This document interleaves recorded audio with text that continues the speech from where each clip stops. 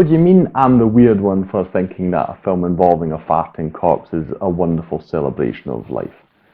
It is literally arty-farty.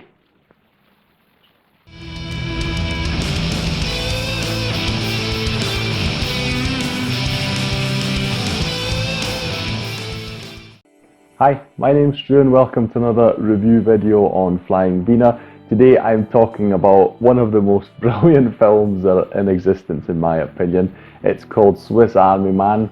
Yesterday was Father's Day in Austria. I felt like I really want to watch a film just to sort of give the whole day a nice finish and a really happy film in that sense. And just browsing through my collection, I thought I need to watch Swiss Army Man because it is a film that I also absolutely need to talk about on the channel. Just to add a little background, so this was actually only just the second time I had seen the film. The first time was actually a day after my wedding. Some of the family, we got gathered together. I thought, let's watch Swiss Army Man. I had not seen it. At that point, I had only heard about it and I bought it because just the whole concept of the film just sounded so brilliant to me. I thought, this is definitely a weird thing that you can watch in a series along with The Room. How right I was at the end of it, I believe I'm the only one who actually liked the film. Everyone else was like, this is just too bloody weird. What is this film even about? And I feel that is basically how you can split the audiences for this film. Either you think it's utterly brilliant and really funny and wacky and all these things in a good way, or you think it's just a waste of time. I'm obviously here to convince you that it is the former. So I think it's a great film. It's one of the best celebrations of life that I have ever seen on film. To give you an idea of the plot, without spoiling too much of course, as per usual, the most basic gist that you need to know is we have our main character. He is played by Paul Dano and his name is Hank. He finds a corpse on an island. He is deserted there and he is contemplating suicide, at which point he finds a corpse and with that corpse manages to escape the island. The only other thing that I will tell you about the plot is that from there on, a beautiful friendship develops between the two of them. So they have Hank and the corpse's name is Manny. Now, before you think it's all sorts of things, this is not some sort of weird necrophiliac film or something like that, not at all, no. Again, I won't spoil what exactly happens, but that is the basic gist of it. Hank is trying to get home, and this multifunctional corpse, I'll call it, is helping him along the way. The focus of this film, of course, and that is what you absolutely need to start with, are the two actors. So you've got Paul Dano playing Hank, and you've got Daniel Radcliffe playing Manny, the corpse. And the latter, Daniel Radcliffe, I think it's brilliant that he did this and the way he does it as well, because you can really tell that he did not want to be cast in Harry Potter-esque films and that just to be his career. You can see that he really takes on all sorts of daring projects. When I heard years and years back that he's dancing naked on a London stage involving horses, I thought this is definitely an interesting guy to continue watching. I still enjoy Harry Potter, of course, but it's always great to see actors really just taking on roles that you would not expect them to. And Swiss Army Man, to me, is in that category as well, because Daniel Radcliffe, he plays this corpse, and it is done really well. Now, it may seem really silly, oh, it's easy, you just lie there, motionless, but it's just when you watch the whole performance, it is really good. You can just tell that with each of his scenes, he has really put a lot of thought into just how much of the body is moving. You know, even when he is being moved, what does the body do? How limp is it? Or which, you know, it's done really, really well. I would imagine that in that situation, the impulse to just move yourself must be really big, you know. And then his character as well, that's the only other minor spoiler that I will add to the whole thing. So as I said, they develop a friendship, so there are interactions between the two. I will not spoil how exactly that comes about, but from Daniel Radcliffe's point of view, he does a really fabulous job of being Manny, this person who finds out about life again. That's the best way I can describe it. So the majority of the film is the two of them together exploring what life actually is, what happens to human beings in life, what situations are they thrown in, how do they resolve them, what even are some of the social constructs that we have in our society, are they useful, why do we have them, should not some change maybe be brought about. And it's reduced to simple things like farting as well, just to bring that back again. And the makers of the film actually described it as a fart drama because they felt like this is the elephant in the room, so they'll just address it straight away before anyone gets sort of weird about it. Oh, it's like it's a kid's film, it's focusing on fart humour. That's absolutely not what happens here. It's just a matter of fact that a corpse is very flatulent as the gases leave the body. So they take apart all sorts of topics, and this is where I really feel that this is the core of the film.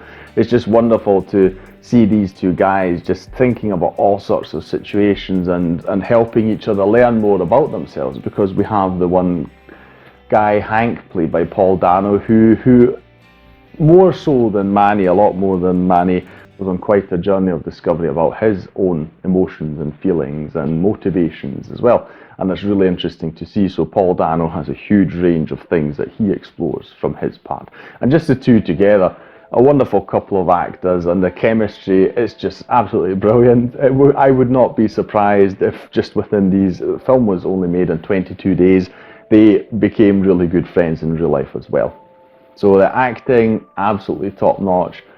Brilliant. It elevates the whole material when you consider that just these two guys have to carry the whole film.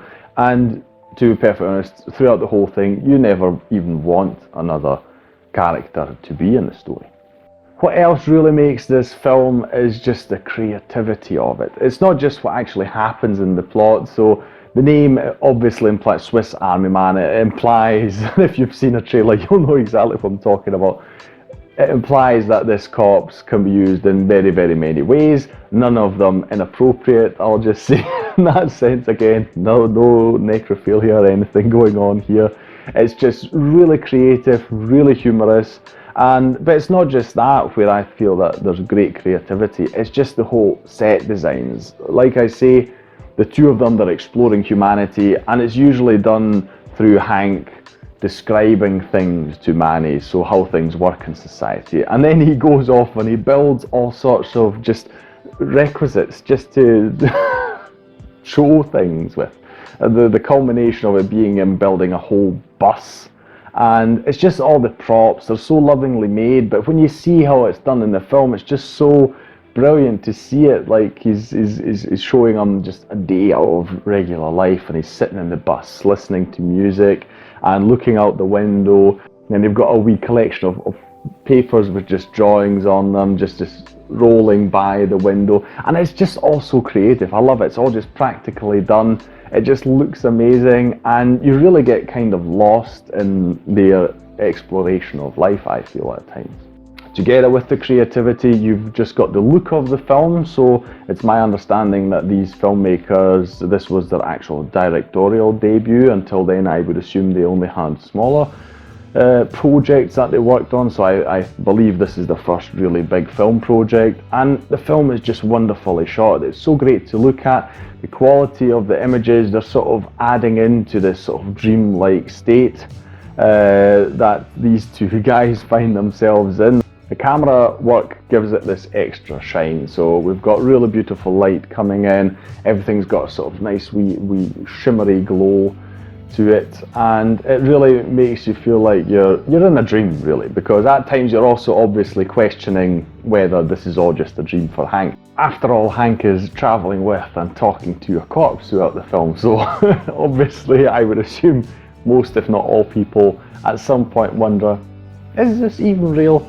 And all I'll say to that effect is the film making and the way it's shot really just add to that, because it's just so beautiful to look at that you'd think it could kind of be a dream, or it's just a beautiful landscape. I'll let you decide. But the sets and everything in it, just really wonderful, just bring this film so much to life. It's great to look at. Last thing from a technical point of view I will mention is the music, and it really says a lot about the film when I had only seen it once before, and 2 years later, as soon as I put the Blu-ray into my player and the title menu came up, it immediately put a smile on my face because it was instantly recognisable and just made me remember immediately just how much fun this film was. And the music is wonderful. For a very large part, it's just vocalising. So you've got, I don't think it was the two actors, but maybe their voices were added into the mix, I'm not sure, but you've got a lot of just vocalising. And I don't know how they did it, but they're just really catchy, uplifting tunes. So as soon as you hear them, at least for me, it felt wonderful. I really need to search out the soundtrack. I need at least a few songs of it because it goes so well with the whole feeling of the film and just this uplifting nature. Because despite this being a journey of a guy who nearly committed suicide and a corpse who is obviously already dead, it is really astonishing just how uplifting this film is. I mean, yes, it is a very weird film. I read that at the Sundance Festival where the film was first introduced, people actually walked out of the showing within the first few minutes of that. I would strongly implore you to really watch the film to the end before making that judgment call of what this film is to you, because I think that you really need to see the whole thing to get what it's actually supposed to be about. The first few minutes are just, admittedly, it's a weird film, yes, and the first I'd say 10 to 15 minutes are just really weird. Stick with it, because what they have crafted here is really beautiful. I mean, and again, you've got the music, the sets, the two actors that really bring it all together, and just the story and this exploration of what it is that we as humans are. What do we want in life? How do we act in society? What are things that are really important to us, and which things do we maybe take just a bit too serious? And on top of everything else, the film really isn't long, so I feel that, you know, it's a good, fun watch, I would say. And it really rounded off my Father's Day brilliantly, just a great celebration of life. It just was exactly what I wanted in that moment. One suggestion I would make is that you try and watch this film with a group of people who have not seen this film yet. It is a really fun film, and that experience is just multiplied by each spectator you add to the whole fold. So it's a really fun activity, and I'm sure you won't be disappointed by it. So as you can tell, it's obviously a very high recommendation from me. Really do watch it, but of course let me know in the comments down below what you think of this film. If you haven't watched it yet, does it look appealing to you? Did I make it sound interesting? I hope I did. If you have seen the film, what are your thoughts? I mean, it's just such a great film to discuss, I feel. So all that down in the comments below. If you enjoyed this video, please consider leaving a like on it. Share it around, that would help out the channel quite a lot actually. And if you're interested in future videos, please subscribe to the channel, and I'll see you in the next one on Flying Wiener. Take care, bye.